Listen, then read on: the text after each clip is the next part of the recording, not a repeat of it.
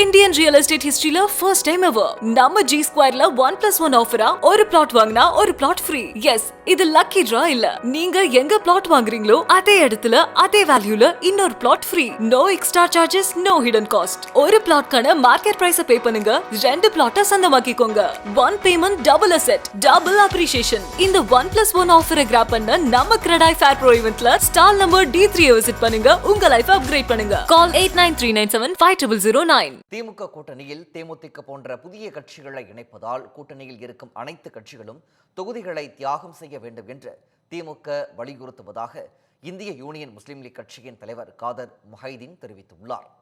திமுகவிடம் தொகுதி பங்கீடு பேச்சுவார்த்தை நடத்திய பிறகு அவர் அளித்த பேட்டியை மினி டாக்ஸ் பகுதியில் பார்க்கலாம்.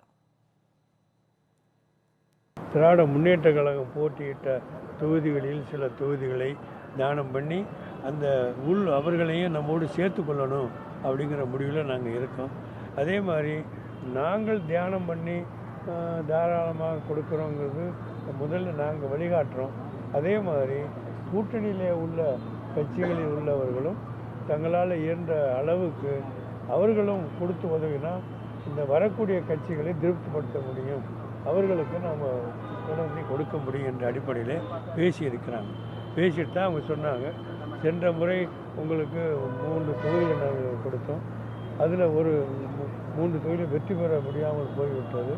இந்த முறை உங்கள் இப்போது கேட்குறது தொகுதியை குறைக்க வேணும்னு நாங்கள் சொல்லலை, ஆனால் நாங்களும் குறைக்கிறோம், நீங்களும் எல்லா கூட்டணி கட்சியில் உள்ளவங்களும் குறைக்குமாறு கேட்டுக்கிட்டு இருக்கிறோம்.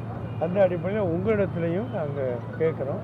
3 தொகுதியை கொடுத்துருக்குறோம், அதில் ஒன்று தானம் பண்ணால் நல்லா இருக்கும் அப்படிங்கிற கருத்தையும் வச்சுருக்கிறாங்க. நாங்கள் கேட்டது 5, கடைசியில் நின்னது 4, அவங்க முன்னாடி கொடுத்தது 3. எல்லா தோழமை கட்சியில் சேர்ந்தவங்க அத்தனை பேரும் தியானம் பண்ணுறதுக்கு கேட்டுக்கிட்டு இருக்கிறேன்னு சொல்கிறாங்க. அந்த அடிப்படையில் பரிசீலனை பண்ண சொல்லியிருக்கிறோம்.